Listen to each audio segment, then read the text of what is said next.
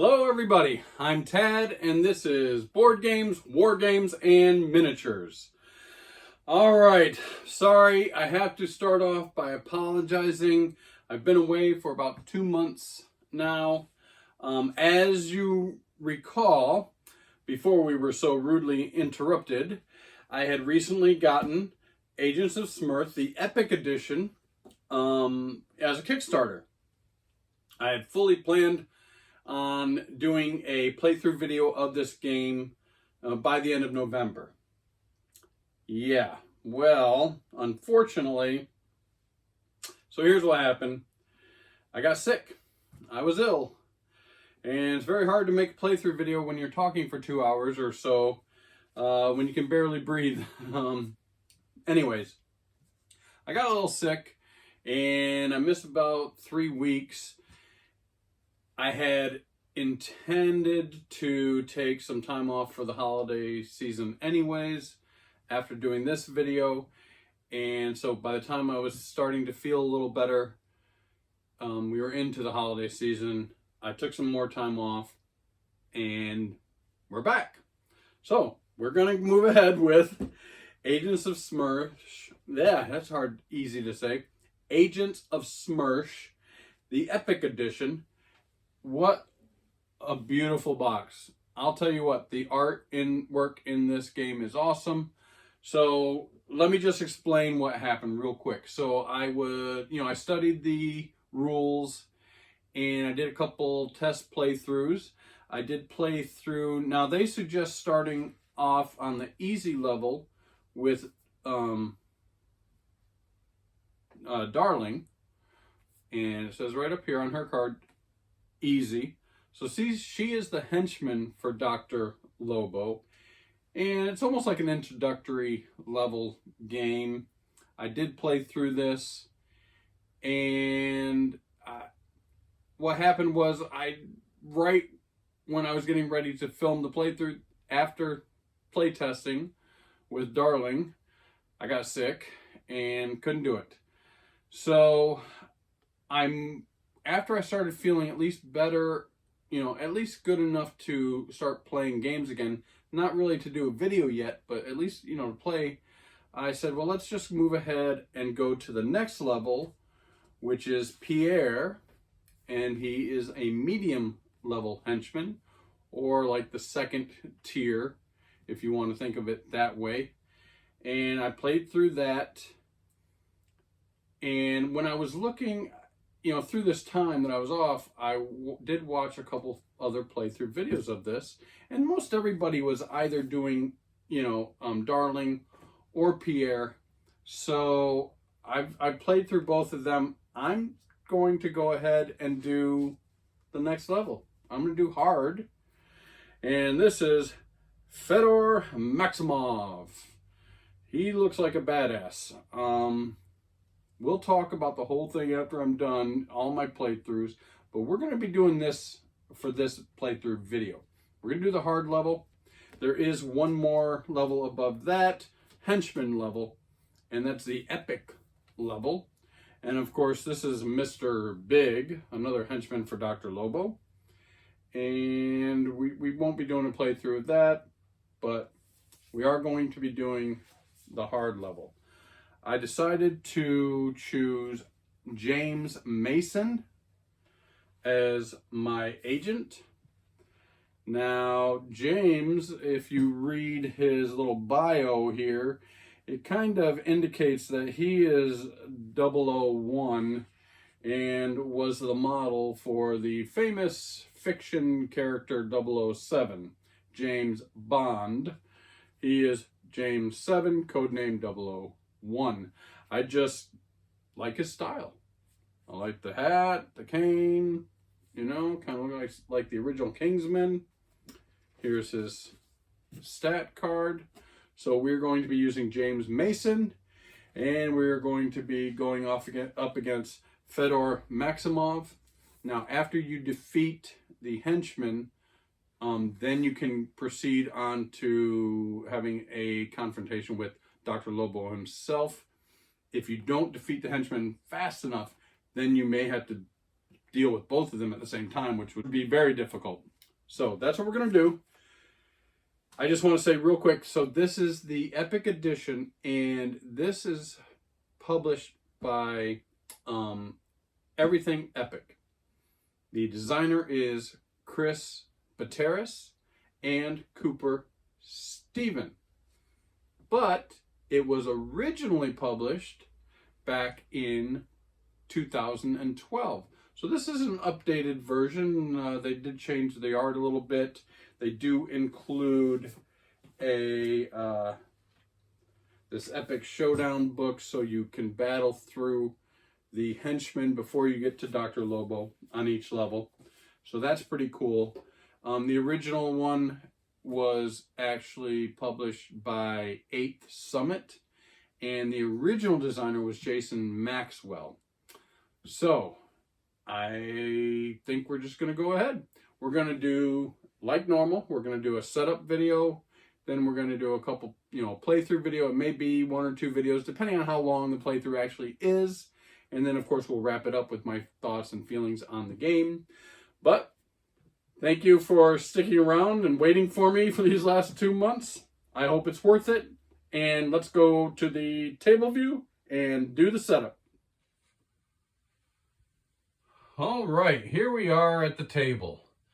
So I'm going to go ahead and use the play mat that came with the Agents of Smersh Epic Edition. It was folded and it still has some creases. I've had it laying here for quite a while trying to smooth out. I love playing on playing mats. This one is pretty good. The graphics on it is good, and it is stitched along the edges, which is very nice. And you can see it's pretty much a map of the world. It's got some areas designated for card play. That's nice, but you'll also see there, I'm going to set it up the way that I can set it up on my table. And so, let's begin. So I've got the board, place it out here. All right, first off, we're going to pretty much follow the setup in the rule book. And first off, they say to go ahead and place the round tracking tokens on the first space. So our round tracking token is this token here. And it looks like a stopwatch, kind of. We're going to put that on round 1. So that's where we begin. And we also put the Dr. Lobo token. And that's this, it looks like a picture of Dr. Lobo's face in red on this triangle. And that starts between 10 and 11. So you have these spaces here. We have our time tokens track is round. And then our Dr. Lobo track is this triangle here. He starts in position 10 and 11. And depending on the gameplay, he can actually move down so it shortens your time play before you have to interact with him. Or there are things that you can do that will rise him up the board. But to begin with, we're going to start at between 10 and 11. So next we're going to place the status cards. They do give you an area on the board for the status card. And the status cards are unique in the fact that this is the back of the card, but if you flip the cards over, these have various status that you can gain during the gameplay. And what you do is you just put them in alphabetical order. Accident prone, amnesia, cookie galore, cool under pressure, corduroy blue. You get the picture. You put it in alphabetical order so it's easier for you to find when it calls for you to gain these status cards during gameplay. So I'm going to set that right here. Next, we're going to lay down the encounter card decks. And that's this area down here. Whoops, sorry, Dr. Lobo. So you've got North America, South America, Europe, Africa, Asia, Australia, and the ocean areas.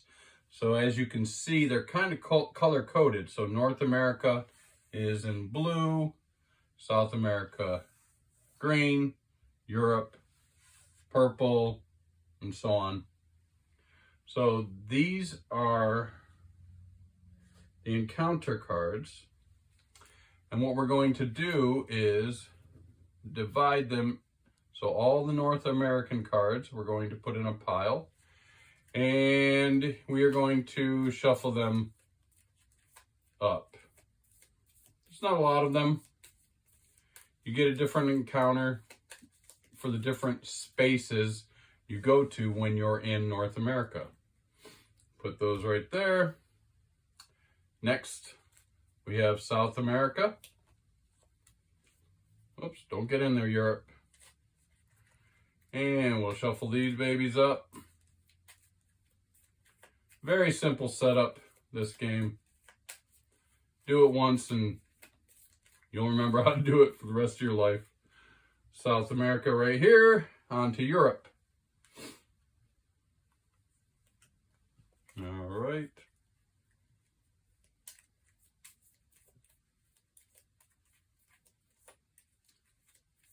All right, so Europe, Africa. Shuffle these babies.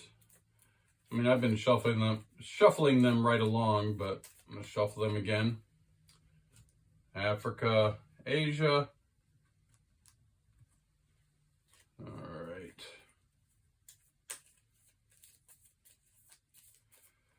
Well, it's really nice to be able to talk again for a couple sentences without coughing my brains out.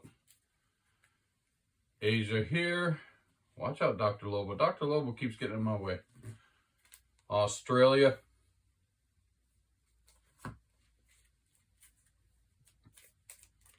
All right.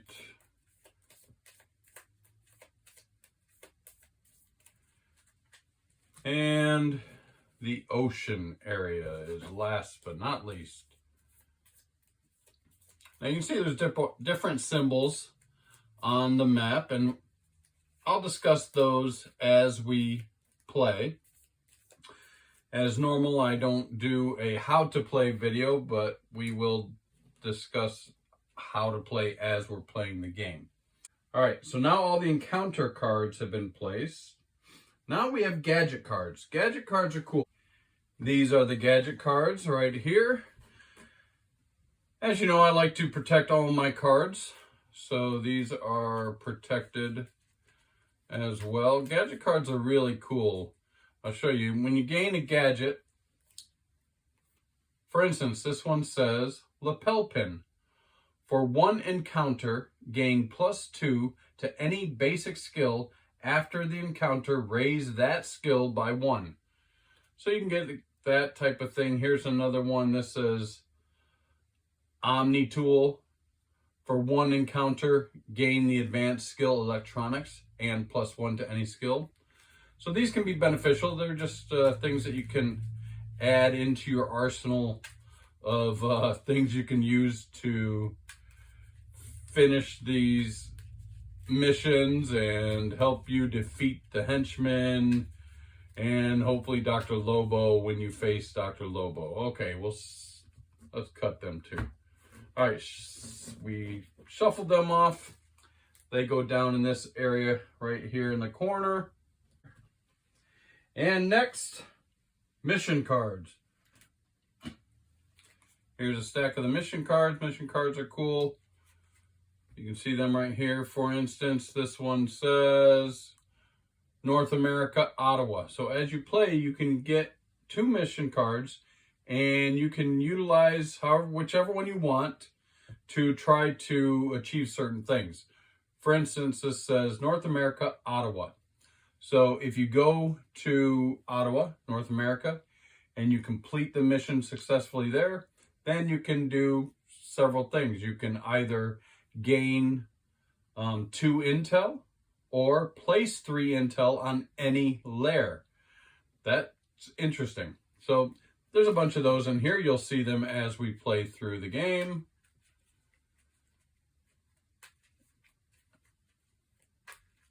They're beneficial. They help you. kind of focus your play as you're going. Try to determine where you might want to go on the map. And of course, intel is very important, as we will see. I'm going to set these up here on that pile. All right, I'm going to actually use the metal dice that came with Kickstarter. These are pretty cool, nice metal dice. They're heavy. Not the greatest. You can see like the gun on this one is really delineated, but this one here, it's kind of a mess. They're not the greatest graphics on these, but they're metal. So with these dice, you actually have a fate die. That's this gold one here. So we will be using that. And then you have 6 of the skill dice. We will set those over here in my dice tray. Next, the henchman. So we are going to be playing the hard level. Dr. Lobo C, Fedor Maximov. It says, after killing his parents at the age of 13, Fedor rose quickly through the ranks of the Russian underworld as a brutal enforcer. Those who could not pay had their bones broken with a shoemaker's hammer, earning Fedor the title the Cobbler. As the years went by, Fedor grew his influence in both official and unofficial channels throughout the Soviet Union, secretly conspiring to take over all of the Soviet Empire. He finally saw his opportunity to join Smersh. Dr. Lobo was content to give him free rein in the Soviet Union as long as Fedor would kill spies for him. Now, the Cobbler's schemes have hit a critical point, and he's ready to make his move. Well, there's Fedor for you. There's the backside. Defeated. So when you beat him, you flip it over. He's been neutralized. Here's his stats down here. Depending on how many players you are playing with, it tells you how much intel you need to actually go and fight Fedor. So we're playing a 1-player game. We only need to get 6 intel. That's more, of course, than the other ones. Prior to him, the easy, the medium levels. 2 players, you need 7. 3 players, 9. 4 players, 10. We're going to place Fedor right here. Hopefully you can see that. All right. Next, we are going to set up our spy. Well, as we discussed, we're playing James Mason, and he's pretty cool. He, after choosing an encounter response on an encounter card, but before the encounter is read, Mason may switch one of his advanced skills for another. That's pretty cool. We haven't got to the advanced skills yet. And we're going to place him in his card holder. This is the card holder. This is pretty cool. It's got all your basic skills here. It's got your resolve track and your health track. It opens up and we will place, come here, James Mason in there. So let's talk about James Mason. Impeccably dressed, impossibly skilled. James Mason. Mason, James, Mason. There's no mistaking it. The debonair quality of his voice, the seductive tones, the lithe movements, and the license to kill. The greatest spy the British Empire has ever known. Mason has completed hundreds of missions, all of them flawless. It is said that most successful spy films are based on mission files leaked out of James Mason's MI6 dossier. His reputation for always staying one step ahead of the adversaries is legendary in the intelligence community. Mason retired to a walled mansion somewhere near Edinburgh in the Scottish Highlands. After interrogating an agent of Smersh who attacked him in his home, he learned a piece of Dr. Lobo's plan. Knowing MI6 and the rest of the government agencies had either fallen or were infiltrated, or had either fallen or were infiltrated by the enemy, he joined the UN Secret Service in the effort against his greatest adversary, Smersh. And he is debonair. Love the style, love the hat. Mason, James Mason. Awesome. All right, so you see how it fits in there? That's pretty cool. So you can see his health here. He starts only with 3 health. But he gets to start pretty much even with all of his basic skills. So that's pretty cool. Let's put him over here. All right, Mason, James Mason. And he starts off with a health of 3. Put a red cube there.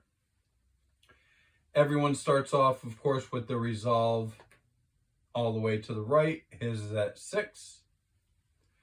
And his skills, he starts with all of his skills at skill level 1. Now, different agents have different starting skills. So his spycraft is 1, his persuasion is 1, his deception is 1, his athletics is 1, and his hand-to-hand is 1. So he starts off pretty well-rounded to begin with. These are his advanced skills slots. So next, let's put down the advanced skill tokens. Now, since we're only playing with 1 player, we only need 1 of each advanced skill. These are the advanced skill tokens. And what I do is I put them in alphabetical order just to be easier for me to find. I just place them over here. Advanced skill, adventuring, detection, disguise, electronics, lockpicking, seduction, of course, Mason, James Mason, speed, stealth, vehicle use, and weapons use. So as you gain these through the game, let's say you got adventuring, you could put adventuring here. And you have these slots here, and once these slots are filled, you can get other skills, but you would just have to replace one of the other ones. But of course, one of his special skills is that he can replace before you read the encounter. So that's pretty cool. And James gets to start with any 2 advanced skills. So what do we want to start with? Well, he's pretty even right here. I'm going to start with stealth. Stealth's a cool one. And how about, oh geez, weapons use. You gotta be able to use a weapon, right? All right, those are the 2 advanced skills I'm going to start with James Mason. All right, what else do we have left? Well, we have success tokens. We will use these. So you place, what I do is once I succeed, you can get a success token. You succeed a mission. You can place them wherever you want. I like to just go ahead and pile them up as I succeed on my missions. I just pile them up on the henchman card. You can set them anywhere. And I'm going to set them right down here. Also, we have our UN transport tokens. These are the UN transport tokens. Now, you can gain these through gameplay, and you can use them to move, long distances. You can just move from here to here, or if you really needed to get over here and you had one of these, you could fly over here to Berlin from Santiago. But normally, you have to follow these paths unless you're in an airport, and airports can fly from airport to airport, so you get there that way. But these are really nice in case you got to get somewhere really fast. I'm going to set them right up here, out of the way. And what else do we have? We have the Intel tokens. I went ahead and put all the Intel tokens in a glass ramekin here. There's a space that says Intel here. Usually what you'll do is as you gain Intel, you'll place them here. I just go ahead and place those here.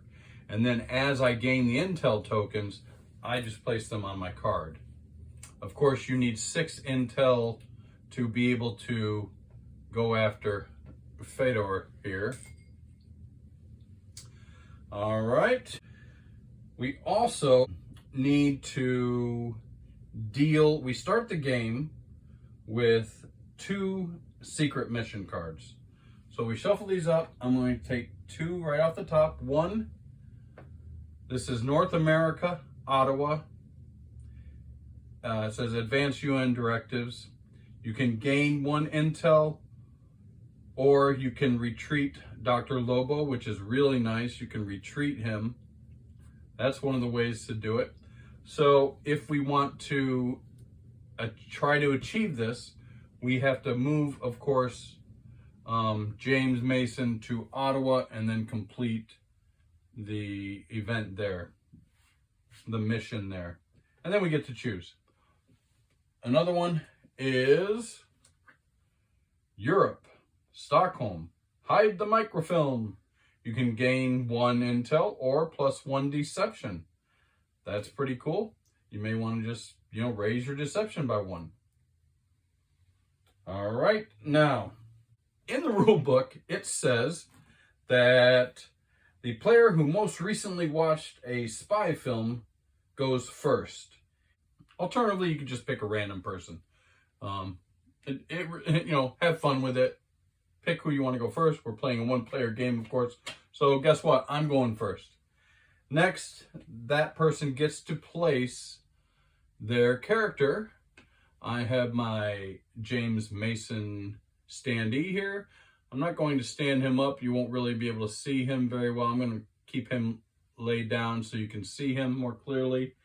And the first player gets to choose where they want James Mason to start, which headquarters they want James Mason to start at. Well, there are certain places that have headquarters, and they are designated by this. It looks like a skyscraper with a big some type of antenna on top of the roof. So we have one at Rio de Janeiro in South America. We have one in Las Vegas in North America. We have one in London in Europe. We have one in Tokyo in Asia. And we have one in Casablanca in Africa. Unfortunately, we do not have one in Australia. That's interesting. So I get to choose where I'm going to start the game, which headquarters. Now, it would be advantageous to me to take advantage of one of these. So I may either want to start in North America or I may want to start in Europe. Stockholm or Ottawa. Ottawa is here. Stockholm is here. The good thing, a normal movement, you can move up to 2 spaces. You can move more if you spend Intel to do so. But a normal turn is 2 spaces. Both Ottawa and Stockholm are 2 spaces away from their respective headquarters. Now, each area also has certain benefits for completing missions in that area too. So, I don't know. I think I'm going, well, it's James Mason. He's going to want to start in London, right? He's English. He's going to start in London. All right. Pretty much we've set everything up. I do want to show you in the rule book, the rules of play on the back. You have this nice symbol reference, and that's pretty cool. So there you can see the different symbols. For instance, on the dice, a gun, if you roll a gun, it's a success. If you roll this like Illuminati symbol, it's a fail. If you roll the lightning, it's resolve. And then on this one, you have this symbol. It says gain resolve and re-roll. So if you roll that, that's interesting. We'll show you that. Basic skills have symbols, of course. We went through them over here on his mat, his play card. We have advanced skills. They each have symbols, but they have the names on them as well. So that is what it is. And then the other symbols, of course, that are utilized on the map. For instance, an airplane, hey, is an airport. The the symbols that look like this is Intel. You'll see when we play, Intel is very important in this game. You also have gadgets. That's this looks like a cog down here. Of course, the headquarters. Layers. Layers are very important. We'll talk about the layers as we go, but each continent also has a lair. All right, in Alice Springs in Australia, Beijing in Asia, Zanzibar in South America, Stockholm in Europe, Santiago in South America, and the Yukon in North America. And then, of course, we have Resolve. This is your Resolve track down here. You can utilize that to help you with your re-rolls and things like that. The UN transport, of course. And there's areas on the map where, as we go, you'll place, for instance, when you get to turn 3, you get to place intel out for us to gather. And the intel goes on the layers. So then you would place on that, on turn 3, you get to place your intel in your layer. You can go to the layer, get the intel, complete a mission. And that's pretty much it, guys. That is Agents of Smersh Epic Edition. Nice and easy to set up. Like I said, once you do it once, you'll have no problems doing it again. So, we're all set up, ready to go. Let's start playing Agents of Smersh, easy to say, Epic Edition. And we're playing on the hard level. We're going after Fedor Maximov. All right, guys, thank you, and let's have some fun.